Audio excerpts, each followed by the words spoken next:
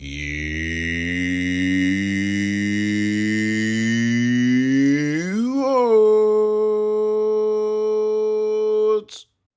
Greetings, fellow Watford fans. Omar here, and it's time for the Youorns Friday Focus on Hull City versus Watford. That's tomorrow in Hull as Watford travel up there, and coming off the back of another debacle at the Vic against Cardiff, Watford will be looking, hopefully, to turn things around against Hull, a team who are a few places below Watford in the table, but also a team who do have a bit about them in terms of their character. Hull City are a team that, despite not having their best season by any stretch, are well managed and also have some players who do give a damn about what they're doing on the pitch. And one of those players is former Watford player Tufan. Remember when he came over to Watford last season during the Premier League days and was such a bust, terrible, disappointing, not the kind of player that was fit for Premier League purpose. But now under Hull City's reign and under the stewardship of Liam Rosenior, he is a new man with a new lease on life. And Watford will be looking to counter that hopefully tomorrow when they do face off against their former teammate. Watford looking to hopefully again bounce back from that embarrassment at home. Will have to expect that there will be changes in the Watford lineup under Chris Wilder.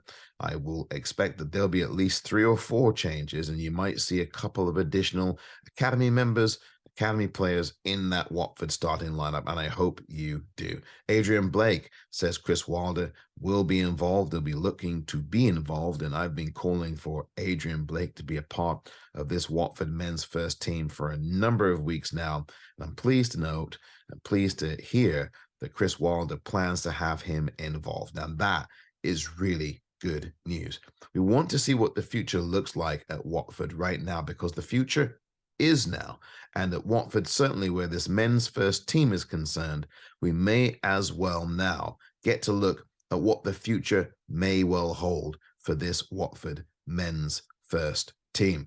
And look, any notion of playoffs, we all know now, is gone. There's no way it's going to happen. And while we know that, we may as well look forward to next season proactively. I do think that what Watford will have to do tomorrow against Hull City is play the kind of football that they do tend to play on the road at times, which is to be a team that tries to get on the front foot. They did that against Coventry the last road game out, and it was met with success. But as Watford have done so often this season, they sit back and let opposition come back into a game.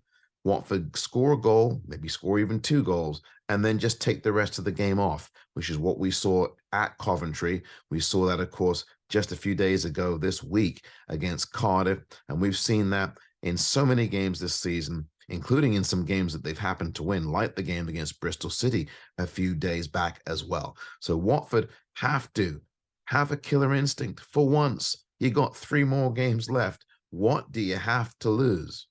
Except another game. But the point I'm saying here is, and the point I'm making here is that this team has to be committed to playing together as a team.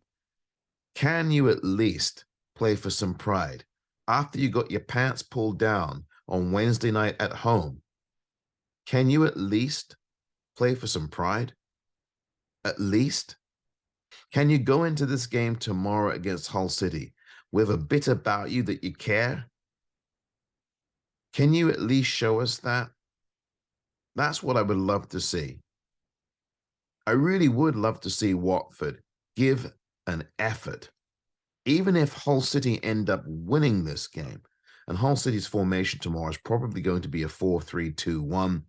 You will have Carl Darlow in goal. Carl Darlow, that should be a familiar name for some of you. Carl Darlow was one of Newcastle's goalkeepers over the years, and I believe in a number of other organizations as well.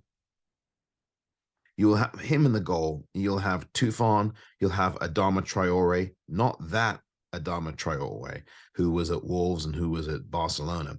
You'll have another Adama Traore, different person, who is a very, very dangerous goal scorer. He is someone who's come over recently from Hull. He's made a big difference, as has Tufan. Tufan will be playing up top on his own as that one, if not Traore. So That's what you're expecting from Hull. They're going to be very much aggressive, very physical.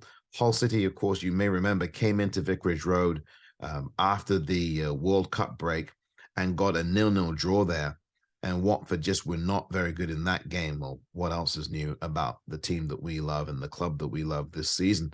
But I think Watford tomorrow, if they feel like they care, if they wake up on the right side of bed tomorrow morning, they may actually do something that's worth a damn in this game. And I hope that they do.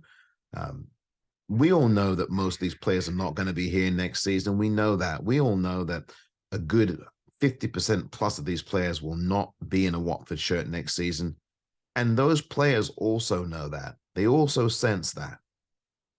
So can you at least go out as professionals? Can you at least respect yourself as a professional and play football like you give a damn?